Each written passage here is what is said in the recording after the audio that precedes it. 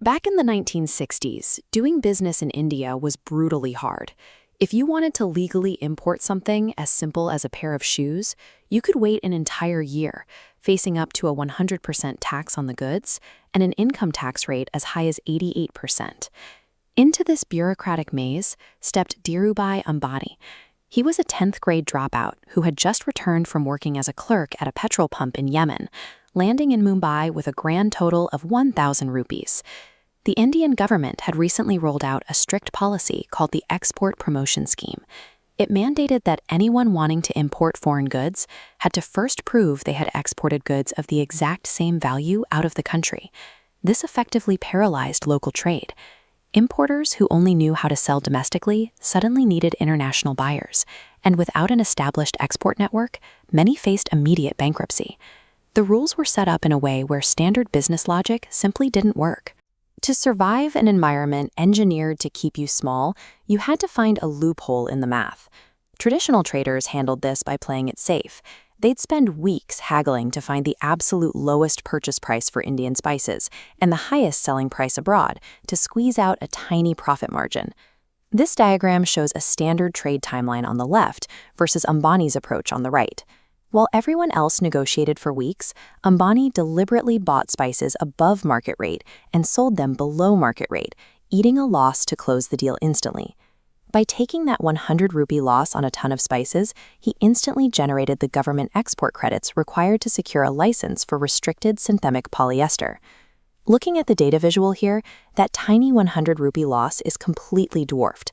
Because polyester was so difficult to import, Ambani could sell it in India at 100 to 300% markup, pulling in a net profit of around 1,900 rupees. He wasn't trying to make money on the spices at all. He realized the highest leverage variable wasn't the profit margin on the export, but the sheer speed of acquiring the import license.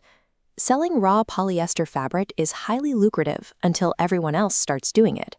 Because one roll of synthetic cloth is identical to the next, competitors eventually enter the market and constantly undercut each other's prices. To protect his profits, Ambani took out a massive 2.8 lakh rupee investment to build his own spinning mill in Gujarat in 1966. He moved closer to the customer, a strategy known as forward integration. This value chain breakdown illustrates the exact financial leap. By turning that same base fabric into finished garments, his profit per unit jumped from a meager 60 rupees on raw material to 320 rupees on a finished shirt.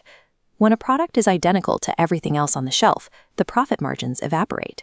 The only defense is to move up the production chain and add your own specific value before the customer buys it. But even then, a plain white shirt is still just a plain white shirt. Another factory can easily stitch the exact same garment and sell it for a fraction less. So Ambani pumped 1 crore rupees into marketing, launching an aspirational clothing brand called Vimal. He wanted people to buy his shirts because of the label, not the price tag. By associating Vimal with these cultural icons, Ambani transformed basic synthetic cloth into a prestigious status symbol for millions of cricket fans. Building that premium perception allows you to detach your prices from the actual cost of materials. You are no longer selling a piece of cloth. You are selling an idea that your competitors cannot legally copy. Getting the brand out there hit a major roadblock. The established wholesalers favored giant legacy players, actively putting up hurdles to prevent Vimal shirts from ever reaching retail store shelves. This map shows how Ambani bypassed the blockade. He crossed out wholesalers entirely, went straight to retailers, offering them the wholesaler's cut. To ensure total control, the supply chain updates again, replacing independent shops with 20 company-owned showrooms and thousands of franchised outlets. Controlling how a product is made doesn't matter if you can't get it to the buyer. You have to own the entire delivery mechanism. Look at this dynamic feedback loop. The massive margins from manufacturing funded his retail stores. Those stores pumped up consumer demand, and that demand allowed him to scale production, driving his margins even higher. As the loop spins faster, it translates to this exponential growth chart. In exactly 10 years, Reliance grew by 48 times, expanding from 5 crore rupees in revenue in 1970 to 240 crores by 1980. This exact playbook, escaping price wars, integrating forward, and capturing the supply chain, provided the blueprint for the family's subsequent expansion into India's massive oil industry. Ambani's legacy shows that market leadership comes from systematically engineering a closed-loop value chain until the business owns the infrastructure it relies on.